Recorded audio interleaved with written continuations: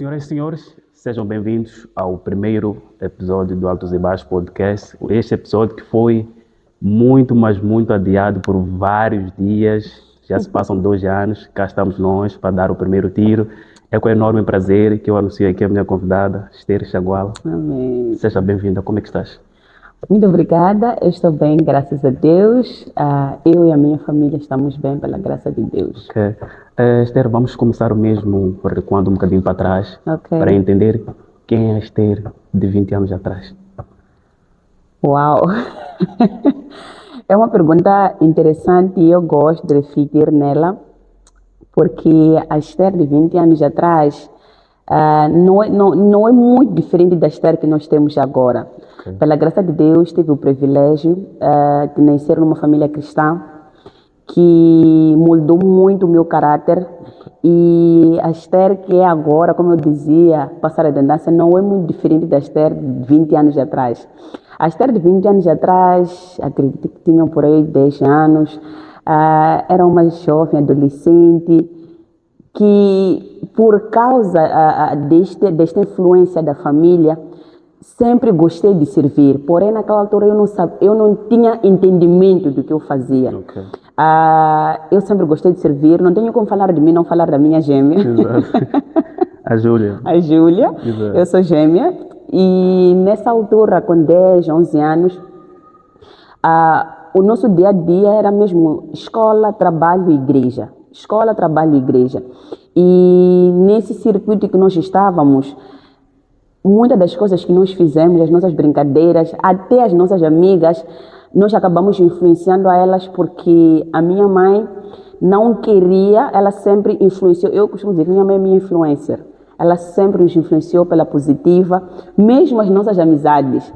Quem brincou com a Esther e Júlia naquela altura, verdadeiramente pode não ter escolhido aceitar a Cristo, mas ouviu falar de Cristo através da vida da minha mãe e dos ensinamentos que minha mãe nos dava. Então, aquela Esther foi uma Esther muito feliz, que brincava, que era feliz, mas que sempre, tudo quanto fazíamos, sempre tínhamos, não necessariamente a consciência do que estávamos a fazer, mas sempre foi nos padrões que sempre a nossa família nos mostrou, que é o caminho de Cristo. Isso quer dizer que tens orgulho de Esther de 20 anos atrás? Muito orgulho. Graças a Deus não tenho nada que reclamar. Uma das memórias muito especiais que eu tenho, que sempre que eu me recordo assim com muita felicidade, acho que no intervalo dos 12, 13 anos atrás, eu e minha gêmea, depois de um culto na Central, nós pertencíamos à Igreja Nazarena na Central, eu recordo que voltamos do culto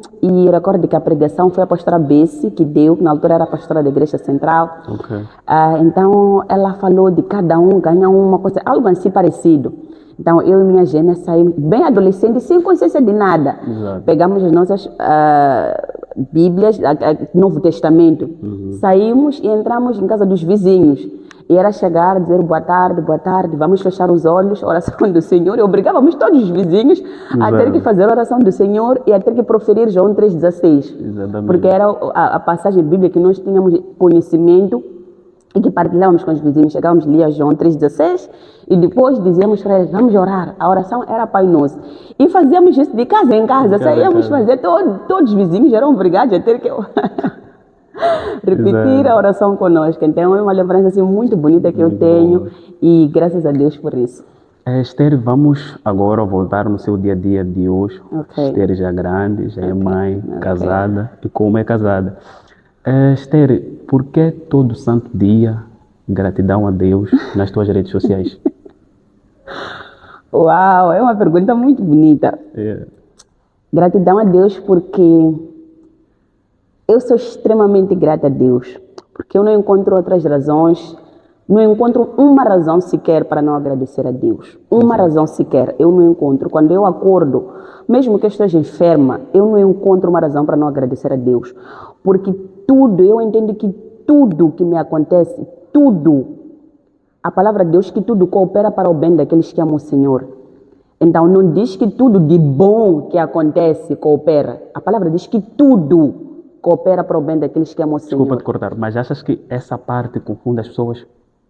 Acredito que sim, mas eu acho que tem outros fatores que podem confundir as pessoas. Por quê? Porque a palavra de Deus, todos nós meditamos na palavra de Deus, mas acredito que cada um tem seu entendimento e o Espírito Santo fala sempre dentro de nós, fala, revela. E eu não nasci grata. Eu não nasci mais ter grata. Eu aprendi no meio do meu percurso, como eu disse, tive esse privilégio desde cedo de conhecer a Deus, mas eu não nasci grata. Eu aprendi a ser grata porque eu entendi que até quando eu estou a chorar, até quando eu choro, quem me acalma é o Espírito Santo. Então eu entendi que não há nada. Quando eu acordo, mesmo que eu esteja enferma, vou a repetir, eu entendo que Deus está ali. Poderia estar pior, não estou porque Deus é comigo. Quando me falta alguma coisa, eu estou grata, porque eu entendo que Deus nunca vai me deixar dormir sem comer nada. É porque eu conheço o poder de Deus na minha vida. Talvez é uma coisa que não vou conseguir explicar por palavras, mas eu conheço o poder de Deus que eu sirvo. Eu sei que eu sirvo um Deus que nada para Ele é impossível. Eu recordo que um dos momentos, permitam partilhar um dos momentos assim mais especiais para mim, que eu não imaginei, que eu própria não tinha dimensão do que eu estava a fazer, o que eu estava a plantar. Quando eu fiquei grávida, a minha primeira gestação, não a minha filha, eu fiquei grávida inicialmente e perdi. Recordo-me que quando eu sentia aquelas contrações e a médica dizia, infelizmente, eu já estava a ter aborto espontâneo, eu recordo que com lágrimas nos olhos, só para entender que a minha gratidão não é só pelas coisas boas, com lágrimas a chorar, que nem eu conseguia falar, eu só dizia, Deus, obrigada. Deus, obrigada. Eu não entendo a dor que eu estou a sentir, é indescritível, mas eu sou grata, porque eu sei que o Senhor está comigo. Quando chegou a informação de que verdadeiramente eu já havia perdido o feto que estava dentro de mim, eu recordo que eu peguei o feto comigo, eu peguei porque claramente depois está a sujidade e tudo mais. Quando eu fui à casa de banho, eu recordo muito bem que percebi que a sujidade que saiu estava lá o feto, eu peguei. Eu disse, Deus, obrigada, porque o Senhor me conhece tão bem, mas tão bem, que o Senhor me permitiu chegar até aqui. Obrigada por ter chegado até aqui. Se o Senhor não permitiu, é porque o Senhor, grandes coisas o Senhor preparou para mim. Não me recordo de um dia sequer, não falo isso porque me considero grande, não, mas eu recordo que naquele momento até eu não esperava continuar a ser grata a Deus naquele momento, mas não me recordo de um dia sequer que eu reclamei, daquela fase. Eu sou muito grata a Deus por Ele ter me permitido passar por aquilo, porque eu tenho entendimento que há muitas mulheres que vão à maternidade, que não saem nem com a criança e elas próprias não saem com vida. E se eu saio com vida, se eu saio com saúde, e por mais que o Senhor não me desse mais filhos, eu já era grata a Deus pela oportunidade que Ele me deu de um dia poder gerar algo dentro de mim. Então, assim, é uma coisa que eu acho que não vou conseguir explicar, só se sente. É muito arrepiado. Exato. Então, é por isso que para mim, todos os dias, haja sol, trovoada, todos os dias, é dia de agradecer a Deus. Eu coloco essa questão porque há pessoas que não entendem isso. É verdade. Okay? Eu te acompanho já há um tempo e sempre vejo isso, sempre vi isso. Mas eu acredito que há pessoas que não entendem o porquê de todos os dias gratidão a Deus. E, de certa forma, pode levantar aquela questão, o porquê dela fazer isso nas redes sociais, porque Deus não está lá. O porquê dela fazer todos os dias nas redes sociais, sendo que Deus não está lá. Que ela podia muito bem dobrar o joelho e dizer obrigado a Deus, mas ela faz isso nas redes sociais. Então, essa parte, se calhar, esteja mesmo a confundir as pessoas. Elas querendo entender o porquê de ser nas redes sociais e não dentro, se calhar, da sua casa. Muito bem. Eu sou intencional naquilo que eu faço. Eu sou intencional. E nas minhas redes sociais, para quem acompanha, vai perceber que a maior parte das informações que está lá, muitas das vezes está relacionada com minha fé e com minha área profissional. Poucas vezes é algo que não seja interligado com essas duas coisas. Exato. E eu sou intencional no que eu faço. Quando eu começo a escrever gratidão a Deus e louvo a Deus porque já recebi vários testemunhos de muitas pessoas que me disseram, Esther, eu comecei a ser grata a Deus através do teu status. Eu não era grata a Deus, mas eu comecei a ser grata a Deus. Eu recebi assim muitos testemunhos. Não sou muito de repostar, mas muitas pessoas me mencionam, sempre destacam que começaram a ser gratos a Deus por causa de ver o meu status. Da sua consistência. Por causa da minha consistência em ser grata a Deus. E deixa-me te dizer algo. Antes de escrever nas redes sociais, eu primeiro dobro o joelho e falo com Deus. Eu primeiro agradeço a Deus, eu falo com Deus. Coisa de status é a última coisa. Quando eu vou dormir, eu sempre me recordo. Eu tenho que colocar isso, para que as pessoas saibam que, porque muitas das vezes a questão que me colocou está muito relacionada, porque às vezes pensam que a minha vida está a correr a mil maravilhas, que eu tenho sempre motivos de agradecer a Deus, porque eu estou muito bem. Existem vários momentos que eu escrevo gratidão a Deus, que dobro o joelho a chorar de lágrimas. Palavras às vezes me faltarem para falar de Deus, para falar com Deus, mas ainda assim, quando eu não consigo expressar por causa da dor, irmão Beto, eu só digo, Deus, obrigada. Essa é a minha oração. Eu sempre digo, Deus, obrigada. Há coisas que eu não entendo. Sou ser humano, tenho minhas falhas, minhas fraquezas. Eu não entendo. Mas Deus, eu sou grata. Meu Deus. E através de gratidão, eu aprendi que Deus gosta de pessoas gratas. Deus gosta. Deus gosta de pessoas gratas. O que acontece comigo? Eu vejo, acho que por causa de ter cultivado, estar a cultivar esse espírito de gratidão, eu, irmão Beto, eu estou a falar consigo, eu não consigo ficar triste, eu não fico triste, independentemente de qualquer coisa que seja, eu não fico triste. Já mesmo ia chegar nesse ponto aí.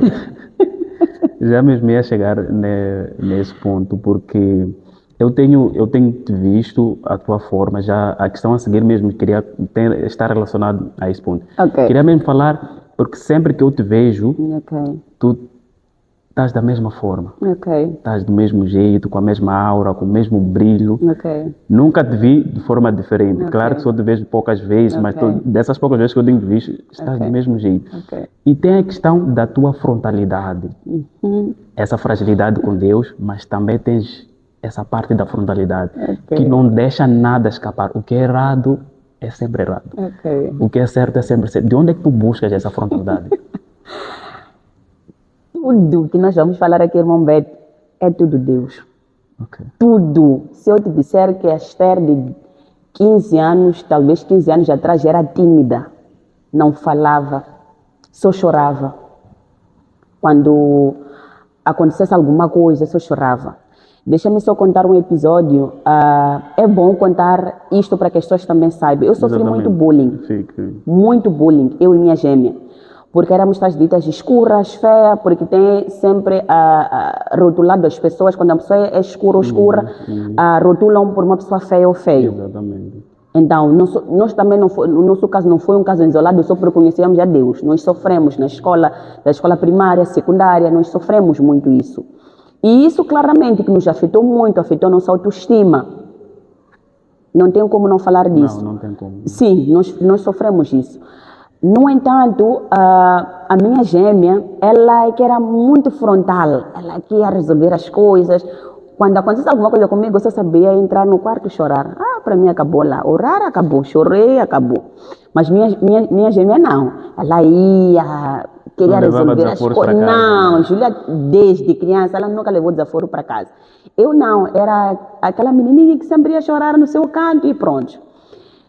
Por que eu vou repetir que é tudo Deus? Porque se me perguntem qual foi esse momento de transição, não vou conseguir te explicar.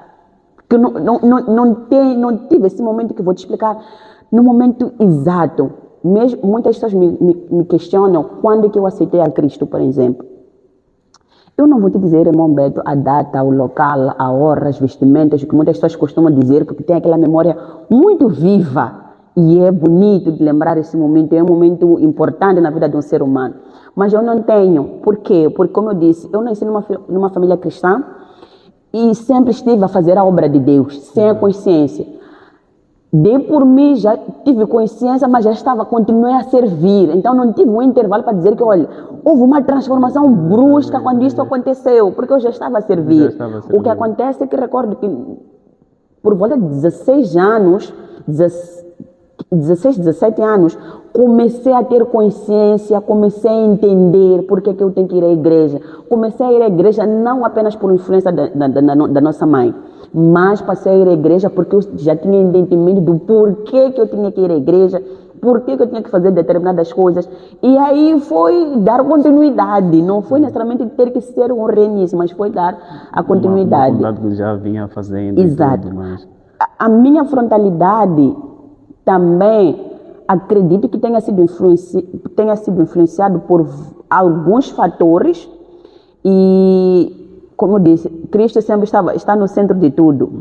No entanto, acredito que também seja influenciado por ter presenciado alguma violência doméstica na minha comunidade e comecei a vestir a roupagem de querer ser advogada para poder defender as mulheres. Tinha um vizinho que espancava, infelizmente, nas suas esposas, porque tinha muitas esposas, espancava nas suas esposas. E aquilo ali me doía toda vez que eu visse aquilo. Com quantos anos? Aquele senhor sempre bateu nas suas esposas. Eu acompanhei o primeiro caso de violência doméstica que eu acompanhei mais do que agora ser algo viral nas redes sociais. Eu acompanhei na minha comunidade com esse meu vizinho. Já espancava as suas esposas.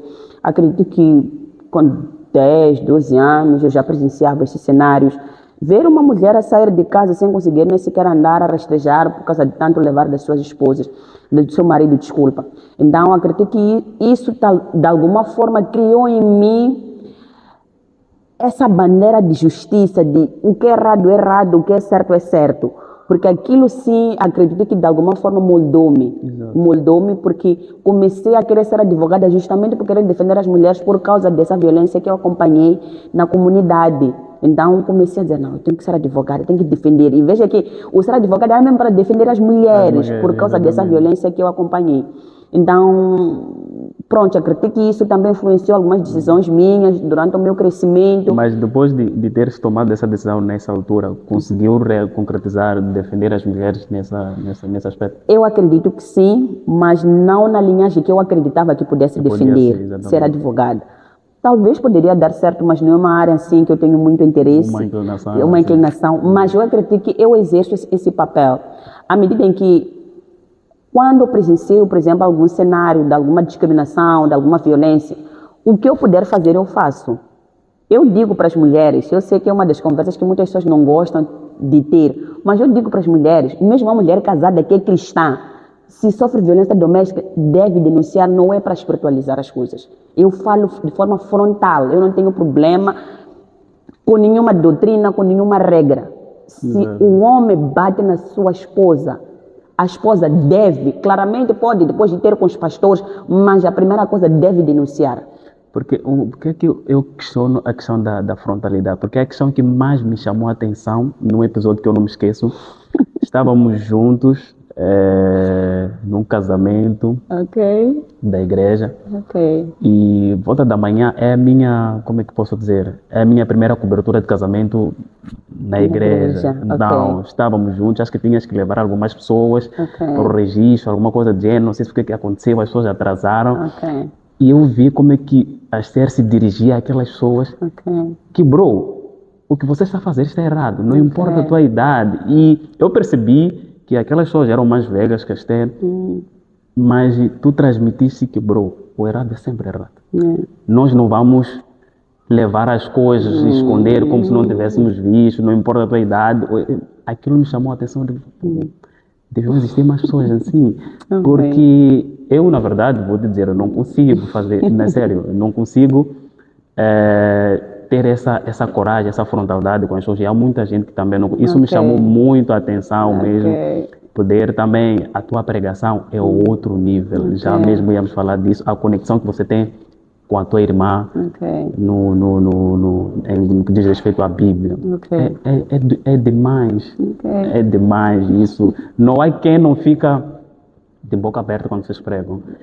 Essa conexão é demais. E olha que vocês já são grandes. Hoje em dia todas já são casadas, mas ainda continuam como se fossem aquelas meninas de antes? O que é que acontece? O que é que vocês levam convosco todos os dias para manter essa conexão, essa união de vocês as duas?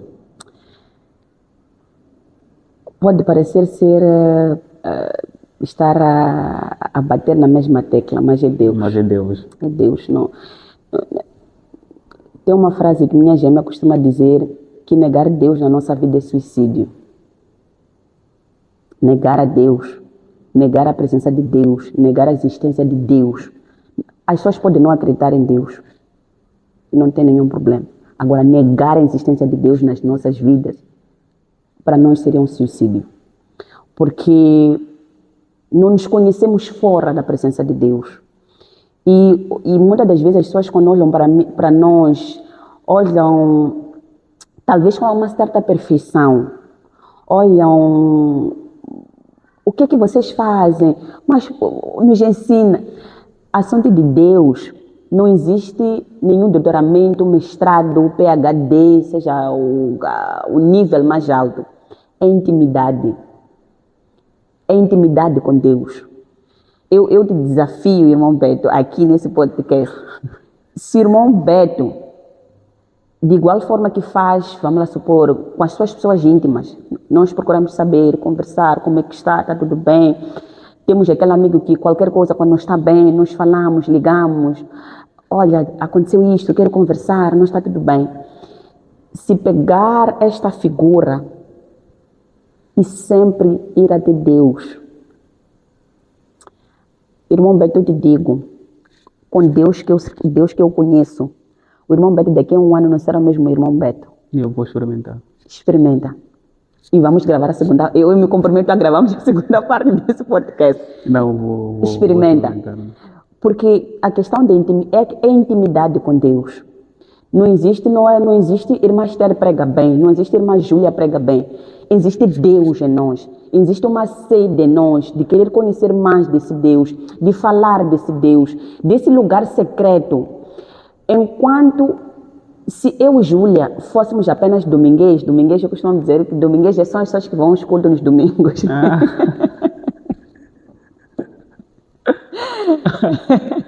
Isso foi bom. É difícil ter intimidade com Deus se formos pessoas domingues, que só vamos aos cultos, só falamos com Deus no domingo, só abrimos a Bíblia no domingo. É difícil ter intimidade. Até quem vai ao seminário, até pode ter conhecimento da palavra, mas quando para no altar, não é Esther, não é sobre Esther, não é sobre as habilidades da Esther, é sobre o que eu carrego, é sobre Deus que eu sirvo. Daí que nós vimos muitas pessoas, homens de Deus, pessoas que têm, eu acho que eu tenho 1/3 do conhecimento da palavra, existem pessoas que têm conhecimento da palavra, mas quando param no altar, às vezes nós nos perguntamos, esse homem de Deus, essa mulher tem tanto conhecimento, o que aconteceu? Nós confundimos muito o conhecimento e sobre a presença de Deus. Eu posso ter conhecimento da palavra, o que é muito bom, mas para pregar a palavra, você tem que ter Deus. Tem que ter Deus. Falando nisso, a primeira vez que eu preguei aqui na quinta-feira passada, até a minha saída de casa, eu não sabia qual é a passagem bíblica que ia ler, não sabia o que ia falar, mas passei todo o dia em casa, não sabia. E acho que uma das irmãs da igreja mandou mensagem para mim, a perguntar se eu já tinha, porque geralmente eu tenho visto, eles costumam, no cartaz que eles lançam, colocam ali a passagem bíblica, e eles me perguntaram, eu disse, não sei, estás a perceber? Então a minha vinda tipo, de casa para cá é onde surgiu, tanto que não houve nenhum preparo, ainda não houve nenhum preparo, mas acabou acontecendo, e quando falas isso, acaba associando o que aconteceu comigo há dias atrás, que faz todo sentido. Faz todo sentido. Deixa-me abrir aqui aspas. Eu gosto muito de falar de mim, eu gosto de falar das experiências que eu tenho com Deus, para que as pessoas também entendam que não é algo de outro mundo. É só querer, é uma questão de querer. Voltando um pouco para a minha adolescência, quando eu estava no ensino secundário, outro ponto, mano, Beto, não menos importante, que não podemos deixar de mencionar, não basta só ter intimidade, deve ser obediente a Deus. Não basta só ter intimidade, ter conhecimento. Tem que ser obediente a Deus. Recordo-me que por causa desse amor que eu e minha irmã temos por Deus, na escola secundária Noroeste 1, todas as sextas-feiras, eu saía e minha mãe não sabe disso até hoje. A minha mãe não sabe disso até hoje. Eu saía para Matola. Eu ia a Matola, sozinha. E na altura onde é que viviam? Vivia na Machaquene. Vivia na Machaquene. Eu saía sozinha. Eu tenho uma tia que vive na Matola. Então eu sempre dizia para minha mãe que eu vou visitar minha tia. Porém não mentia. Exatamente. Só não lhe contava toda a história. Porque eu ia ficar em casa da minha tia. Mas eu tinha um amigo que esse também é um outro ponto importante. Se eu conheço a Cristo, se eu sirvo a Cristo, é importante termos pessoas que nos levam até o propósito de Deus. É importante ter relações, amizades que nos conectam ao nosso propósito. É importante ter pessoas que sempre vão nos levar ao nosso propósito. Muitas das vezes nós não conseguimos lidar com isso. E temos que entender que há essas pessoas que nos conectam, nem todos vão terminar conosco. E está tudo bem, temos que dar graças a Deus por essas pessoas, porque fizeram parte do nosso propósito. Eu tenho um irmão, um amigo, que eu nunca vou me esquecer dele. Até hoje falamos, mas não com tanta frequência, nos falamos de 50 vezes. Mas sempre que eu falo com ele, falamos como se nos falássemos todos os dias. Todos os dias. A conexão ainda é a mesma. Exatamente. E graças a Deus por isso. E este irmão, o que ele fazia? Ele imprimia um cartaz. Ali não vinha nenhuma descrição de igreja. Não vinha Igreja Nazareno, não tinha descrição de nada. Ali o que vinha era sobre o amor de Cristo. Vinha João 3,16, porque Deus amou o mundo, colocava ali e mostrava a necessidade das pessoas conhecerem a Cristo naquele panfleto. Exato. Aquele irmão é que fazia o panfleto e imprimia para mim e me entregava. Todas as sextas-feiras, quando eu saísse da escola, eu já levava roupa na minha pasta. Eu ia, chamam Parque dos Poetas, algo assim, na Matola. E ali tinha uma discoteca. Eu ia ali sozinha, parava. Toda pessoa que passasse dali para entrar na discoteca, primeiro tinha que ouvir falar de Jesus. Sozinha, de noite. Porque eu entrava às 12 e saía às 17. Das 17 eu pegava a chapa e ia a Matola. Sozinha. Chegava, tinha garrafa, não tinha, chegava e te falava do amor de Cristo. Sobre aceitar ou não está na minha responsabilidade. A minha responsabilidade é cumprir com ID, era ir pregar. Te falei de Jesus. Não é minha responsabilidade se aceita ou não aceita, isso já não é meu problema, isso é trabalho do Espírito Santo na tua vida. Mas eu parava e eu falava de Jesus. E fiz isso por 2 a 3 anos. Eu saía, ia a Matola, pregava. Eu pregava as pessoas. Eu conheci meu amigo e outro grupo, nós íamos aos mercados. O que estão a fazer hoje, graças a Deus, esse movimento que está a ter hoje. Eu fiz antes. Eu ia para o mercado Vulcano, o mercado Adelina, o mercado Esquelene. Eu ia para ali e falava do amor de Cristo. Eu não volto a repetir. Talvez nós não sabemos.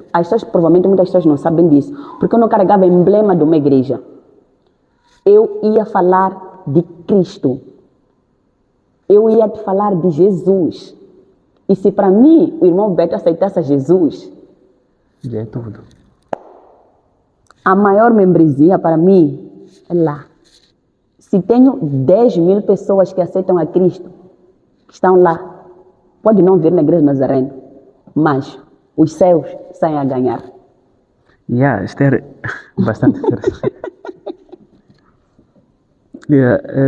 É muita coisa, na verdade. Eu não tinha noção de que poderia ser dessa forma. Mas, sério, eu tenho visto, sim, hoje em dia esse movimento. Okay. Isso acontece. Okay. Mas com um bocadinho de diferença. Okay. As pessoas não que te facilitam o caminho a Deus, ou te conectam a Deus, ou te fazem conhecer a Deus, mas sim te puxando para uma determinada igreja, que é diferente daquilo que tu fazias. Yeah, há uma diferença. Hoje em dia isso acontece, mas acontece com o propósito de puxar as pessoas para uma determinada igreja. Também que eu vejo que não é errado. Sim, não é. Yeah, não é errado, mas acontece de uma forma diferente. E isso agora tem acontecido com muita frequência. Nas ruas, e etc, tem acontecido com muita frequência. Agora, Esther, me diz uma coisa. Hoje em dia, as pessoas que frequentam igreja, né, as pessoas que acreditam, principalmente as pessoas que não faltam igreja, nós temos percebido uma diferença da pessoa quando está na igreja e quando não está na igreja. Ok. O porquê dessa diferença, sendo que é a mesma pessoa, é o mesmo Deus? Para responder essa questão, teríamos que entender se essa pessoa, mais do que está na igreja, está em Cristo. Porque há diferença entre estar na igreja e estar em Cristo. Podes vir à igreja, mas não estar em Cristo. E como é que fica, podes vir à igreja e não estar em Cristo? E como é que fica essa pessoa? A pessoa que não está em Cristo, mas está na igreja, e Deus? Como é que ficam? Deus sempre está lá, para todos nós. É só o buscarmos. Para quem não está em Cristo, é só aceitar a Jesus. Ok, continua. Para essas duas coisas, o que acontece é que nós temos pessoas, outro dado. No início eu te expliquei que eu cresci numa família que é cristã. Eu ia à igreja, mas eu não havia aceitado a Cristo. Eu ia à igreja, cumpria com todos os programas da igreja, eu e minha irmã. Mesmo esse episódio que eu reportei, de irmos em casa dos vizinhos, não sei o quê, nós não havíamos aceito a Cristo. Nós fazíamos porque aprendemos e aplicávamos aquilo que nós aprendíamos na igreja. Mas não aí conhecíamos. tem um outro fato. A questão da idade também. Sim. Se calhar pode ter contribuído. Sim, é verdade, mas também eu sei, já vi adolescentes que estavam a servir com entendimento, que aceitaram a Cristo e estavam a servir com entendimento. Exato. Não tenho nenhuma baliza, não tenho assim, bases para te reportar, até que para mim Deus usa, mesmo bebê, para mim Deus não usa quem quiser, a hora que quer. Exato. E como quer. Mas o que para mim tem que ficar claro é que existem muitas pessoas que vão à igreja que não aceitaram a Cristo. E essas pessoas se manifestam. Há comportamentos que nós olhamos de que verdadeiramente aquele comportamento não é de alguém que conhece a Cristo. E isso acaba sendo assustador. Sim, mas daí também, que é bíblico, a palavra de Deus diz que naquele dia muitos dirão Senhor, Senhor, eu preguei em seu nome. Essas pessoas dirão Senhor, Senhor, aonde? Eu preguei aonde? Não pregaram na igreja? Senhor, Senhor, não te servi, não era um mordomo, não era tesoureiro, não era qualquer função na igreja. Por que o Senhor dirá que eu não te conheci se vinha à igreja?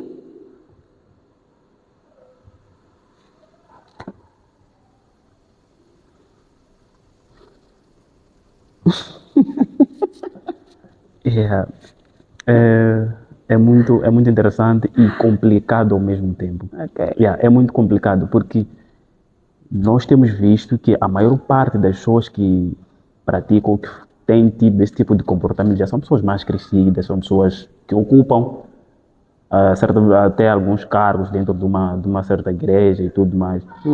Então, é um bocadinho assustador quando é assim, porque fora de sermos nós, existem pessoas que se espelham em nós, né? Existem pessoas que se espelham em nós, então, quando nós falhamos, automaticamente que aquelas pessoas também acabam seguindo o caminho. Deixa-me só aproveitar essa deixa que deu.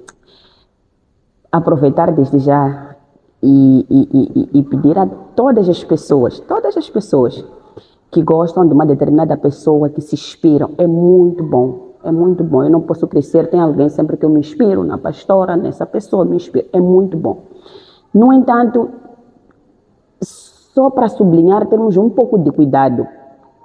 Cuidado em que sentido? É bom me inspirar, mas não idolatre essa pessoa. Quando digo não idolatra essa pessoa, não podemos pensar que o fato de estar a me inspirar no irmão Beto, não posso esperar perfeição do irmão Beto. O irmão Beto é humano, vai falhar. Este é o risco de pessoas que, me desculpem se eu estiver a usar um termo talvez não correto, que não tem maturidade. Por quê? Porque a nossa pastora local, se a nossa pastora falha, se a nossa pastora faz alguma coisa que, vamos lá, o nosso ver é algo gritante, o que eu farei depois não é sobre a pastora. Como assim? Se eu deixar de vir à igreja porque a pastora falhou, é porque o que me movia para a igreja era a pastora, não era Deus. É por isso que, quando a pastora falha, eu vou me desvincular da igreja porque a pastora falhou. Se até a pastora quer referência para mim, fez isto, não sei o que eu vou fazer, não sei o que. Então é importante as pessoas irem à igreja buscar a Deus e não buscar as pessoas. Ir à igreja, entender o que eu vou fazer na igreja não é sobre as pessoas. Quando eu sirvo na igreja, não é sobre pastora. Quando eu faço as coisas na igreja, não é sobre liderança. É sobre aquele que me chamou. Porque aquele que me chamou, irmão Beto, não falha. Aquele que me chamou é fiel para cumprir com aquilo que ele diz. Aquele que me chamou não decepciona. A igreja falha, a igreja decepciona. Mas Deus não falha, não decepciona. E quando eu faço as coisas em nome da igreja, eu faço para ser vista pela pastora, pelos mordomos, pelo não sei o quê. No dia que essas pessoas não me aplaudirem, eu vou deixar de fazer. Porque o que movia a fazer essas coisas não era para servir a Deus.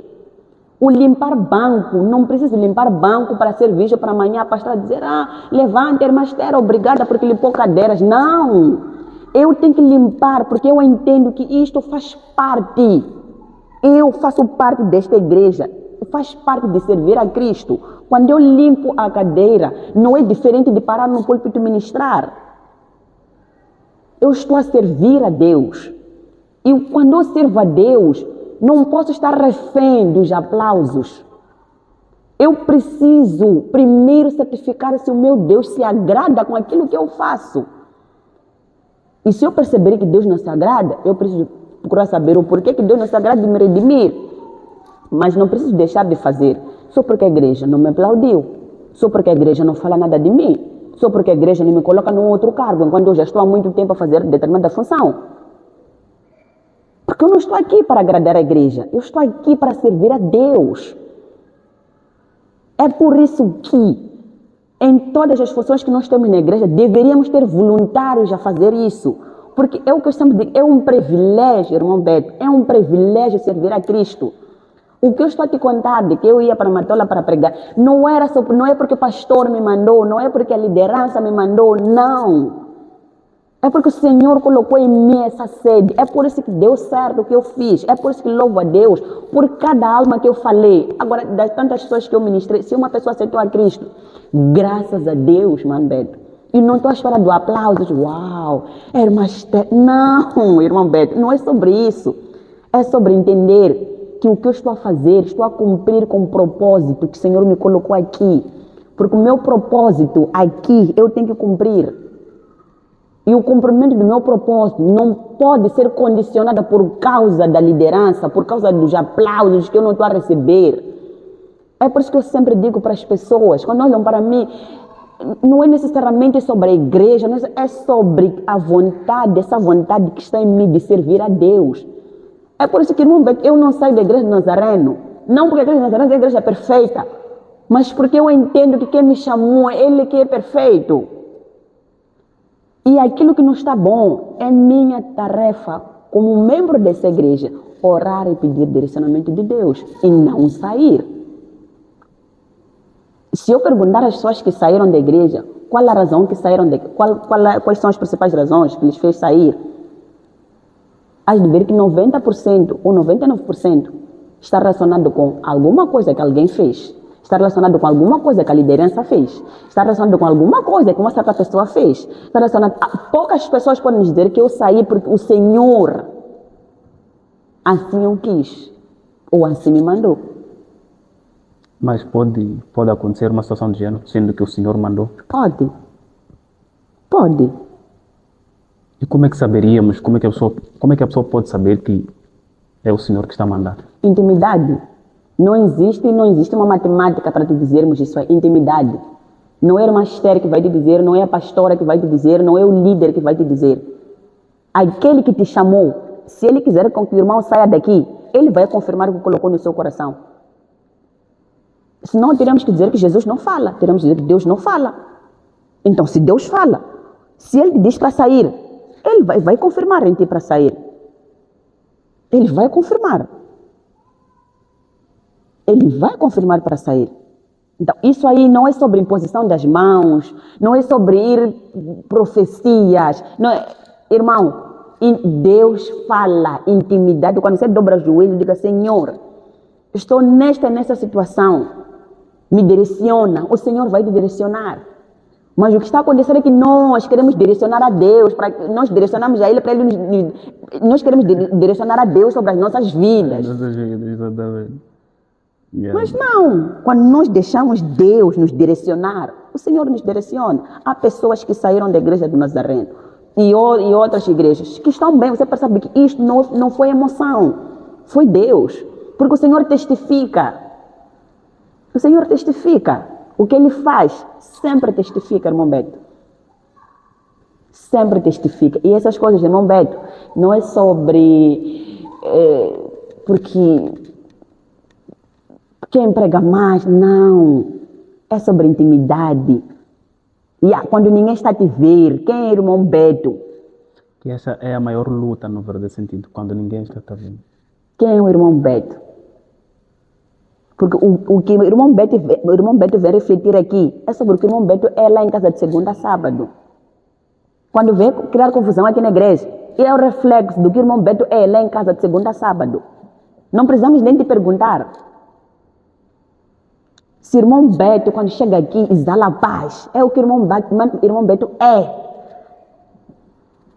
Então, quando ninguém está lá para te ver, a pastora, que normalmente parece que é o termômetro do binóculo para nos ver. Exato. E muitas das pessoas até deixam de não fazem determinadas coisas, não por causa do temor a Deus, mas porque a pastora vai me ver, mas porque aquele irmão da igreja vai me ver. Porque nós... A pergunta é, afinal estás a servir aqui? Nós temos mais medo da pastora do que de Deus. De Deus, exatamente. Exatamente. Yeah. Na verdade, eu não esperava mesmo que pudesse ser tão fundo, tão arrepiante, mas estou a gostar. E Esther, vamos dar continuidade a uma expressão muito usada pelas pessoas, principalmente as pessoas que frequentam a igreja. Okay. Eu quero saber se é verdade, ou melhor, a expressão está certa ou não. Okay. Ouço muito no dia a dia das pessoas. Okay. Elas dizem o seguinte: Deus tarda, mas não falha. Será que realmente Deus tarda? Ou Ele age no momento certo?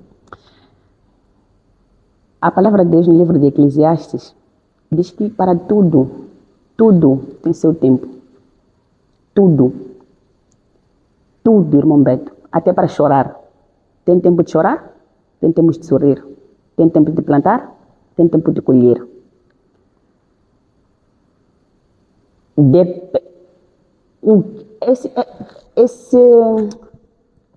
O ponto que trouxe aqui depende muito de como cada um olha para Deus. Para Deus, exatamente.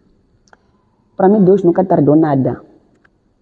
Tudo que Deus fez no tempo certo, na hora certa, e tinha que ser naquele tempo. Como eu dizia, normalmente nós queremos condicionar a Deus, queremos direcionar a Deus. Por que as pessoas dizem, talvez poderia ser uma outra questão, por que as pessoas dizem que Deus tarda? Porque as pessoas querem que o Senhor faça as coisas no tempo delas.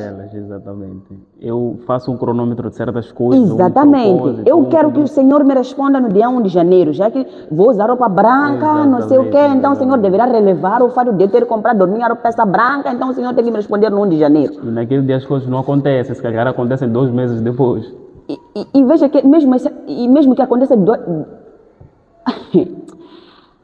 Há coisas, irmão Beto, que as pessoas têm que ler a palavra para entender. A mulher do fluxo de sangue padecia 12 anos. 12 anos. 12 anos. Padecia há 12 anos.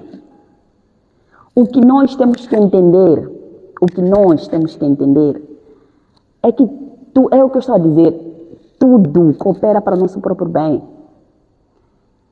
E não é por causa das lágrimas. Eu posso chorar até montar um rio de lágrimas. Se não for o tempo, isso não comove a Deus. O Senhor não vai fazer. Porque o Senhor não te responde por causa das lágrimas. O Senhor não te responde por causa das lágrimas? Não. Te responde. Tem vários fatores. No tempo que Ele determinou que as coisas podem acontecer, na hora que Ele determinou que as coisas vão acontecer. Então, de tanto que há coisas que aconteceram na vida do irmão Beto que o irmão Beto não orou. Muitas. Então, como é que vai me justificar isso? E tem coisas que o irmão Beto chorou, até faltou lenço para limpar, mas que as coisas não aconteceram. Que não aconteceram. Talvez até hoje ainda não aconteceu. Nem sei se vão acontecer. E pode não vir a acontecer. Então, não é sobre as lágrimas, não é sobre a roupa branca que nós usamos no dia 31, não sei o que. É sobre a vontade de Deus. E veja uma coisa muito interessante. Muitas das coisas nós falamos, não temos entendimento. Até na própria oração do Pai Nosso. Nós quando oramos, quando repetimos a oração do Pai Nosso, Senhor, seja feita o quê? A sua vontade. Não a nossa vontade. E não a minha vontade. Seja feito o quê? A sua vontade. A questão é o que é vontade de Deus na sua vida. E quando o Senhor faz a vontade dele nas nossas vidas, para nós o Senhor já está a demorar. Eu vou sair da igreja, eu vou procurar lá, em outro lugar onde fizeram promessas. Começamos a querer procurar coisas, achamos que nós estamos a ajudar a Deus, porque Deus está a demorar e por aí fora. Mas o que é que nós estamos a dizer quando o Senhor seja feita a sua vontade? Porque você reconhece que tem a sua vontade. Mas no meio da sua vontade, está a dizer o Senhor, que seja feita a sua vontade. E tem uma palavra que eu costumo dizer que naquele dia, quando o Senhor vier, provavelmente nós vamos agradecer mais a Deus pelas orações que Ele não respondeu, mais do que as orações que Ele respondeu. Não percebi isso. Eu costumo dizer que provavelmente nós vamos agradecer a Deus. Se Deus nos mostrasse as orações que Ele não respondeu, acredito que nós vamos agradecer mais a Deus pelas orações que Ele não respondeu, mais do que as orações respondidas. Porque o Senhor sabe de todas as coisas. O Senhor conhece o Beto daqui a 1, 2, 3, 4, 5. Conheceu o Beto ainda no embrião, conhece todas as fases da sua vida. E quando a resposta é não, irmão Beto tem que entender de que esse não faz parte, é um não de um pai que te ama. É um pai de um não que diz que, meu filho, eu estou a dizer não pelo teu próprio bem. Eu agora consigo tentar ilustrar o amor de Deus, porque agora que sou mãe através da Joia. Há coisas que minha filha quer. Às vezes ela pega a faca e quer brincar com faca. Lhe tiro a faca, ela chora. Ela chora. Ela chora por quê? Porque ela quer a faca. Mas eu, a mãe, por saber que aquela faca vai lhe ferir, vai chorar, provavelmente pode ser fatal, eu lhe tiro. Mas ela naquele momento não entende isso. Ela chora porque quer o quê? Quer a faca. É muito interessante essa parte e, sinceramente falando, está sendo... Valeu a pena esperar. Amém. Valeu a pena esperar. Graças a Deus. Valeu mesmo a pena esperar. Graças a Deus. Estamos a correr também com o tempo, a conversa está muito agradável, mas também o tempo não perdoa. Esther, vamos entrar nas questões feitas pela tua turma. Ok. Selecionamos algumas questões mesmo ao finalzinho. Então, no finalzinho dessas questões, em off, poderás dizer em qual das questões achas que mexeu mais contigo. Tudo bem. Porque eu prometi isso a eles, então tenho que cumprir. A primeira questão, Esther, diz o seguinte: peço para perguntar a tia Esther como foi saber ou ter o conhecimento de que ela carregava no seu ventre um ser igual a ela. E qual foi a sensação de pegar pela primeira vez a joinha? Uau, gostei dessa pergunta. A sensação foi boa. Eu já sabia. A sensação de conceber, ela me marcou muito porque há coisas que você só aprende quando sente na pele. Na pele. Há experiências que eu posso partilhar aqui, mas cada um vai sentir a experiência quando estiver a passar. Provavelmente algumas pessoas não vão passar, mas vão saber. E a experiência de saber que eu concebia dentro de mim é inexplicável. É inexplicável. Todavia eu sabia e eu uso muito a palavra porque eu sei e é bíblico que há poder na palavra. O Senhor fez tudo isso através da palavra. Disse, haja e ouve. E eu, como filha de Deus, faço uso e muito bem da palavra. Eu concebi no momento que eu orei para que eu pudesse conceber. Não concebi, provavelmente para algumas pessoas concebi tarde. Para algumas pessoas têm essa percepção, mas eu não concebi tarde. Eu casei no momento que eu pedi a Deus, com a idade que eu pedi a Deus. Concebi na altura que eu pedi a Deus para que eu pudesse conceber. E por causa dessa fé, pode parecer que estou a fazer pouco caso da questão, por causa da fé que eu carrego, eu sabia que eu iria conceber e que seria uma menina. Eu, quando orei, eu especifiquei meu marido que não se chateia comigo, porque ele queria um menino, mas pronto. É só orar bem das próximas vezes. Aqui a oração prevaleceu. Yeah. Eu queria uma menina. E foi feita a vontade de Deus. Tive algumas complicações no momento do parto, mas no meio de todas essas complicações, irmão Beto, um ponto importante talvez partilhar para fechar essa questão, é que quando eu tive complicações no parto da minha filha, os médicos estavam muito preocupados comigo, porque a criança sofreu muito para sair, depois teve que ir à cesárea de emergência. E os médicos, normalmente, acho que quando a mulher vai para a cesárea, eles tentam conversar a pessoa que está ali a ter cesárea, né? Para relaxar, para a tensão não subir, etc. No meu caso, a minha médica, que não me deixe mentir, eu é que fazia conversar os médicos. Eu não estava preocupada. Não estava. A minha criança estava a sofrer. Quando nasceu, não chorou. Tiveram que reanimá-la a ela. Ela teve que ficar internada por uma semana. Mas eu não fiquei preocupada. Eu, irmão Beto, não chorei. Não fiquei preocupada. Porque eu sabia que quem me trouxe ali iria me tirar. Me prometeu sair com minha filha. Então, se me prometeu, eu vou chorar por quê? Gastar lágrimas para quê? Minha filha ficou internada, irmão Beto. Eu só dizia para a minha médica, quando viesse ter comigo, quando estava a ter a cesárea, eu que estava ali a conversar com eles, a puxar conversa com eles. Mas eu sabia que alguma coisa estava a acontecer ali. Okay. Qual era a sensação deles? Porque geralmente é o contrário. Até hoje, minha médica me pergunta. Até hoje, minha médica diz que o meu parto é um parto que ela antes nunca havia realizado.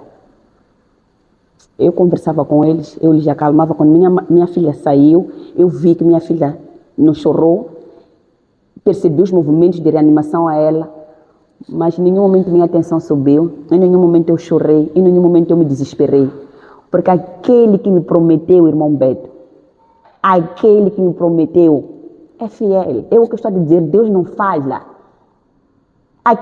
Não foi preciso, porque a palavra... irmão Beto, aquele que me prometeu é fiel. E se ele é fiel, eu sabia que ele ia me tirar daquele hospital com minha filha. Então eu não fiquei preocupada. E graças a Deus, tudo correu bem, saiu com minha filha e hoje ela está aí. A sensação foi muito boa. É excepcional. Vamos para a segunda questão. Ok. Fora de ti, da tua filha, me mandar um abraço também para ela. A segunda questão diz o seguinte: como é ter um Edson Chaguala como marido, sendo super ocupado e trabalhador? Aliás, sendo super ocupado e batalhador. E a ser verdade, imaginava que um dia seria assim ou sempre foi assim? Dizer que tens uma turma muito inteligente. Não é qualquer um que poderá fazer essas questões. O meu digníssimo esposo, ele é exatamente o que eu pedi a Deus. Eu também não queria um homem que não estivesse ocupado. Mas por quê? Por quê? Porque o homem tem que ter muito tempo para fazer o quê? O homem tem que ser visionário, criar estratégias, plano para a sua família. O homem quer ter muito tempo para fazer o quê? E eu, justamente, orei porque eu queria um homem como ele. O que me fez apreciar o meu marido é por causa de ser esse homem visionário que ele é. Então, não há nada aqui que ele está fazendo que está fora daquilo que eu pedi. Mas voltando um pouco mais para trás, antes de casar e tudo mais, apreciando a ele pelas coisas que ele fazia, ocupação e tudo mais, tinhas assim alguma ideia em mente que se não fosse com ele, seria com aquele ali?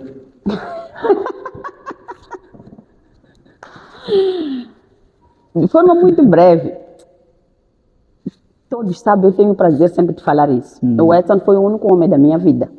Ah, é? Um único homem da minha vida. Um único. Bolda isso. Um único homem da minha vida. Não tenho hoje namorado, não tenho nada. Não que antes não tenham aparecido outras pessoas.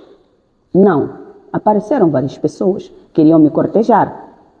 No entanto, eu, na minha juventude, a transição da adolescência para a juventude, eu fiz um pedido a Deus. Okay. Que o Senhor, enquanto eu estiver a te servir na sua casa, prepare-me um homem, não quero um namorado, prepara um marido para mim. Porque eu não quero me concentrar nisso, não quero parar a minha vida, dizer que agora estou preocupada à procura de um homem. Não quero essa fase da minha vida. E o outro ponto não menos importante, não quero ter ex-namorado. Então, enquanto eu estou a te servir, enquanto eu estiver a te servir, prepara este homem na minha vida.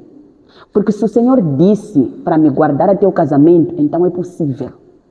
Não há nada que está escrito na palavra de Deus que seja impossível. Então, se o Senhor disse que tínhamos que nos guardar até o casamento, então é possível. Então, se materialize em mim.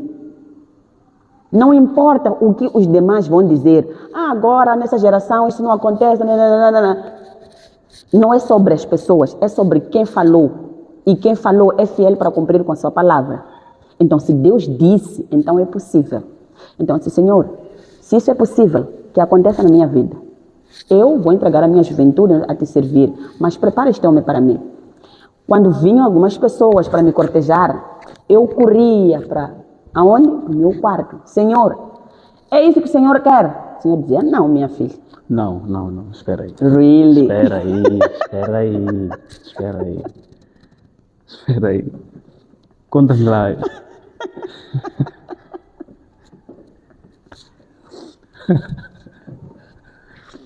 Não. Senão poderia dizer que nós estamos a ver no mesmo mundo. E nós estamos, provavelmente. Yeah. Quando vinha alguém me cortejar, eu voltava para Deus. Porque eu sabia, porque eu fiz um pedido. E eu sabia que o Senhor ia cumprir com aquele pedido. Então, importa também que Desculpa, Sheila, cortejar o que é exatamente? Só para poder entender. Cortejar é alguém que queira, vamos lá, me namorar, para casar e por aí fora. E essas pessoas vinham para ter contigo ou vinham para a tua casa? Essas pessoas começavam, sempre, nós as mulheres, nós sabemos, mesmo vocês homens, quando Não, começam... era mais para poder entender essa parte. Sim, quando as pessoas sempre mandam mensagem, mas está tudo bem. E porque muitas das pessoas também, por causa da visibilidade que em algum momento eu tinha, porque eu servi muito na minha juventude, na igreja, no distrito de Maputo, tinha alguma visibilidade. Eu sabia que por causa desse meu pedido, corria risco, se eu não me concentrasse, se eu não ficasse voltada a Deus, eu corria risco de poder aceitar qualquer pessoa. Por quê? Porque há pessoas que viriam ter comigo, porque vem uma irmã estéril que prega bem, então pensei que só por fato de pregar bem vai ser uma boa esposa. Não é tão linear assim. Então, neste momento, eu tive que ficar um pouco centrada, dizer, olha, para o cumprimento daquilo que eu pedi, é importante que eu também possa me posicionar. Então, quando aparecesse um irmão fulano, quisesse conversar comigo, puxar conversa, não sei o quê, eu sempre voltava para Deus. Eu dizia, Senhor, tem essa pessoa aqui. Essa pessoa, o Senhor dizer, não é. Como é que Deus dizia não?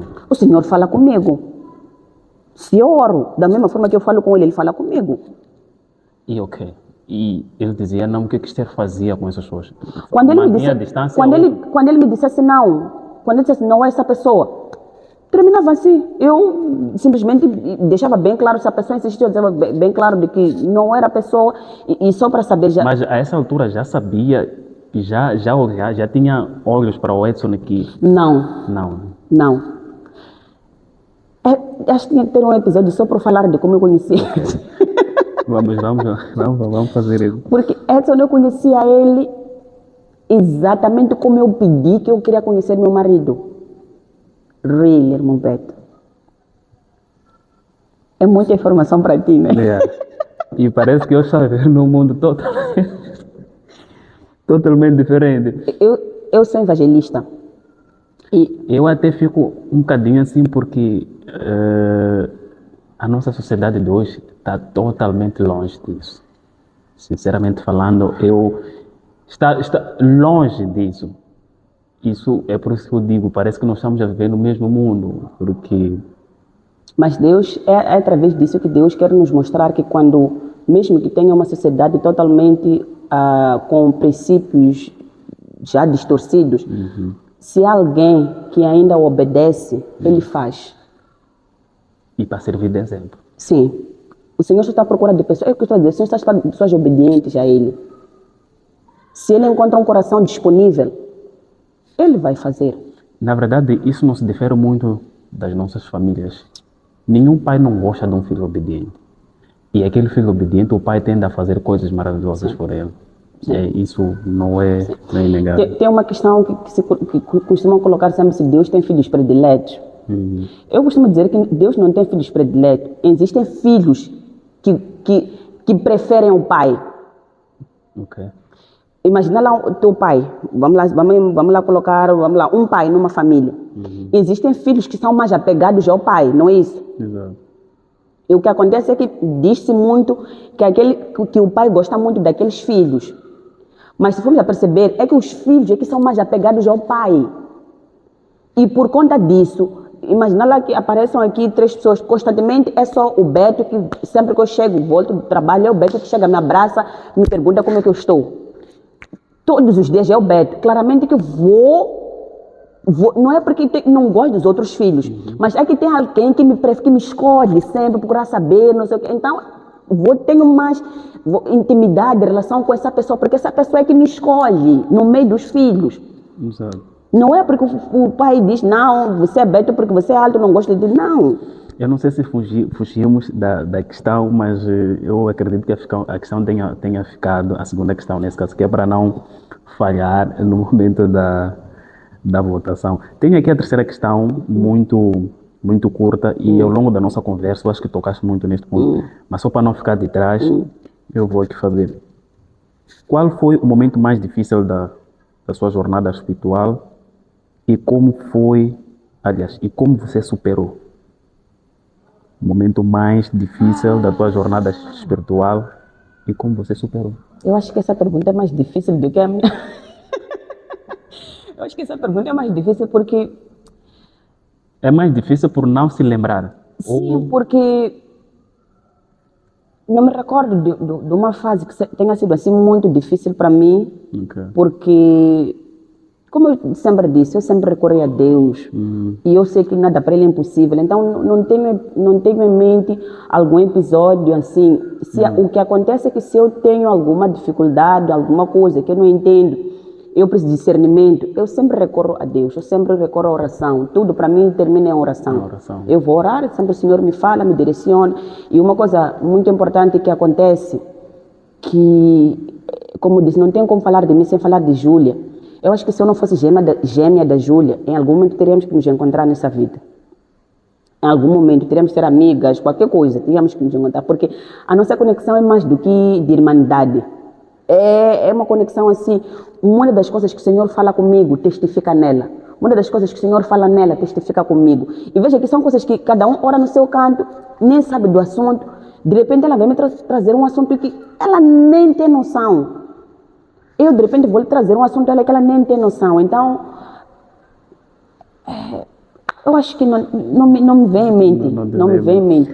Aqui, a última questão, não sei se isso é questão ou mesmo um conselho como tal, mas vamos lá. A questão do seguinte, ou o conselho, seja lá o que for, ele diz o seguinte: ou seja, eu ainda não estive em uma relação, entre aspas, namoro. Já gostei de uma e outra pessoa, mas não levei adiante, pois esse não era o foco na época. Agora, como jovem, me sinto pressionado a encontrar alguém com quem namorar. Mas a minha vontade é de namorar dentro dos padrões de Deus. A minha dúvida é como encontrar a pessoa certa, pois o objetivo é casar e não viver uma relação de imoralidade. Ok. A resposta para isso é Deus. Eu posso te dar N conselhos, mas para encontrar essa tal pessoa é Deus, vai até Deus. Por quê? Porque quem dá um bom marido é Deus. Quem conhece, quem sonda os corações é Deus. Aparentemente o que as pessoas veem em mim é como eu estou vestida, como eu me comporto, não sei o quê, mas o que está lá, quem sabe, quem conhece na essência é Deus. Então, a minha resposta é, vai até Deus, não existe magia. Vai até Deus, fale com Deus. Senhor, estou aqui, primeiro cuida do meu coração, cuida de mim. E uma coisa que eu aconselharia para os jovens é que quando chegar nessa fase, às vezes, nem sempre que é pressão das outras pessoas, nós é que nos pressionamos. Quando chegar essa fase, namorar, não sei o quê, não isolem a vossa vida em torno do namoro. O tal namorado tem que te encontrar, você ocupado a servir, a fazer alguma coisa. Vou tentar te explicar isso. Se agora é a fase do irmão Beto ter uma namorada, não é isso? Por exemplo. Não para a sua vida, toda hora a tua oração em Deus, é porque eu quero uma namorada, Não. Enquanto o irmão Beto quer uma namorada, o que o irmão Beto está a fazer para casar com essa tal namorada daqui a 2, 3 anos? Porque o que te faz vai entrar na imoralidade sexual. É que o irmão Beto entra num namoro que não tem nem plano, começa a querer ter plano dentro do namoro. Razão pela qual começou a namorar há 5 anos, porque ainda nem tem terreno, ainda nem trabalha, ainda nem faz nada, ainda não tem nenhuma estrutura. Como é que o irmão Beto vai casar com alguém? O irmão Beto quer namorar agora, tem plano de casar daqui a 2 anos. Não faz negócio, não trabalha, não faz nada. Como é que vai casar com essa pessoa? O que vai acontecer é que sempre vão estender o namoro, vão estender até fazer licenciatura, PhD, não sei o quê, e chegar ao nível de achar que não quero casar com essa pessoa. Então, o meu conselho, tanto para as manas, assim como para os manos, não foquem, não isolem a vossa vida, porque agora é na fase do namoro. Enquanto estiverem à procura dessa tal pessoa, sirvam na casa do Senhor, se ocupe, estude, faça negócio, não sei o que, se ocupe, para que essa pessoa também, quando te encontrar, não te encontrar muito à vontade. E te encontre pronto. Sim, Porque depois já de encontrar que já quer fazer faculdade, depois já quando já quer fazer, não, estude, se ocupe, sirva na casa do Senhor. Porque o tempo que tens agora para servir depois do casamento não será o mesmo. Exato. O tempo que eu tinha antes já não é o tempo que eu tenho agora.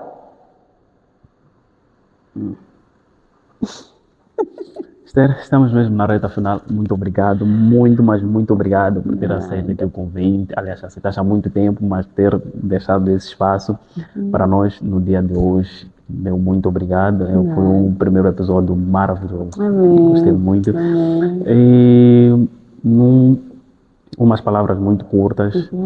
Deixa uma mensagem para quem vai te assistir. Uau! A mensagem é que Deus é bom. Deus é fiel. Não existe algo melhor do que estar na presença de Deus.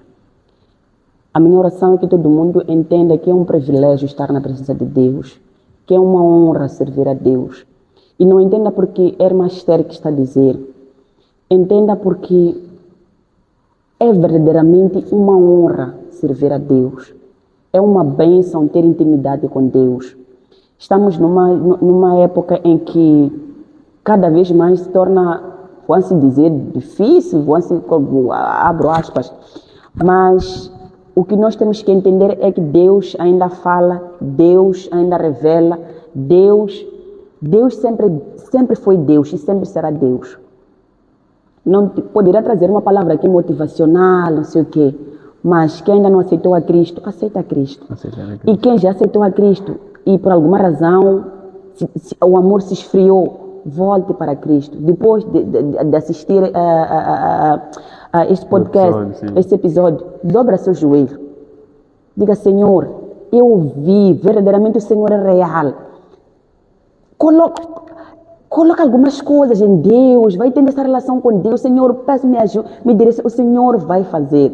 E desde já tem um TPC com o irmão Beto que ele ficou... Não, eu vou experimentar. Ele vai experimentar desse amor e de certeza que daqui a um ano, ele que vai falar na primeira pessoa como é, e coisas que eu não consegui explicar, ele vai entender. Deus é bom, Deus é fiel.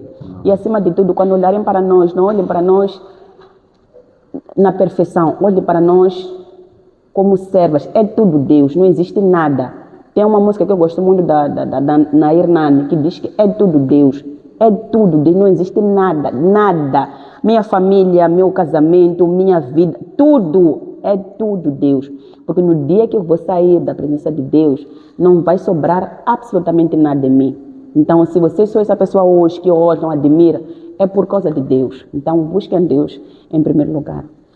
Então é isso, nós ficamos por aqui com promessas de voltar com mais... Vamos ter que ter um segundo episódio, porque a conversa tivemos que acordar por conta do tempo. Então, ficamos por aqui. Obrigado para quem vai nos assistir. E, mais uma vez, Esther Chavala, muito obrigado por ter cedido o teu espaço e estarmos aqui. Até a próxima. Tchau.